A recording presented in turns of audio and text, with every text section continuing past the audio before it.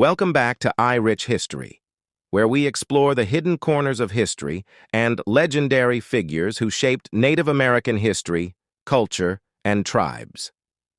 George Armstrong Custer is a name synonymous with the Wild West, the Civil War, and one of the most controversial military figures in American history. Known as a gallant hero and a reckless leader, Custer's legacy is etched into the American consciousness. But how did this man, who met his tragic end at the Battle of the Little Bighorn, become a legend? And why has his image changed so drastically over the years? In this video, I'll discuss the life, battles, legacy, and myths surrounding George Armstrong Custer, who secured his place in the American mind and mythology during the disaster at the Battle of Little Bighorn by setting the record straight for Native Americans and all who seek to understand our shared history.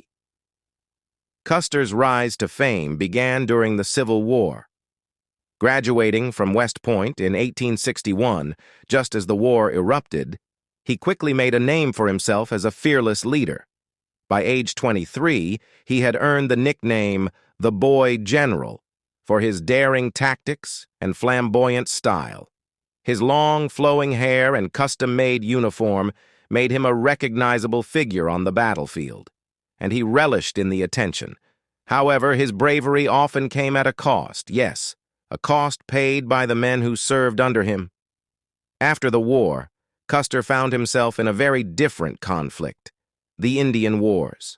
Assigned to the 7th Cavalry, Custer was tasked with enforcing the U.S. government's policies of westward expansion, which often meant confronting the Native American tribes who resisted the invasion of their lands.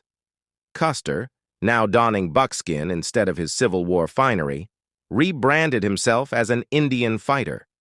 But this new role was fraught with controversy.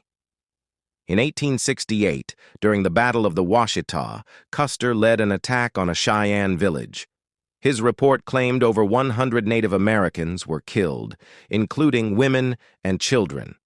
This brutal assault on non-combatants boosted his fame as a relentless warrior, but it also sowed the seeds of a darker legacy.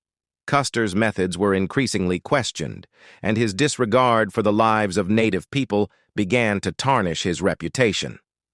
By 1876, Custer's career took another turn when he testified against the corrupt practices of high-ranking officials in President Ulysses S. Grant's administration.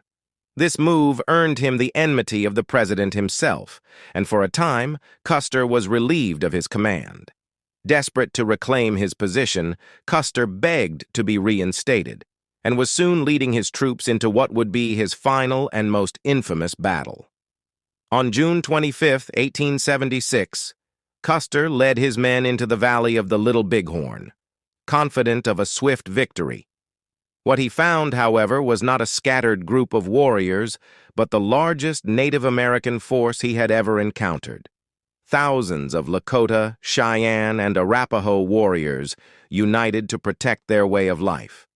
Custer's tactical errors and underestimation of his enemy led to a complete and utter defeat.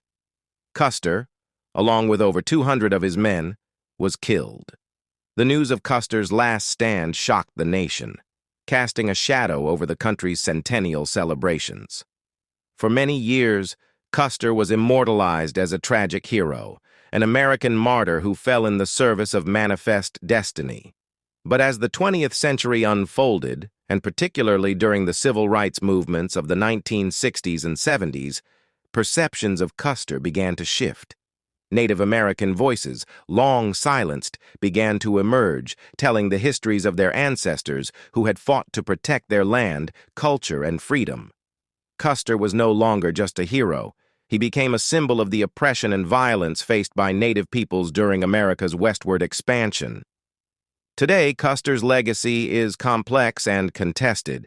He is still a figure of fascination in American history, but the mythology surrounding him has been stripped away to reveal a more nuanced truth.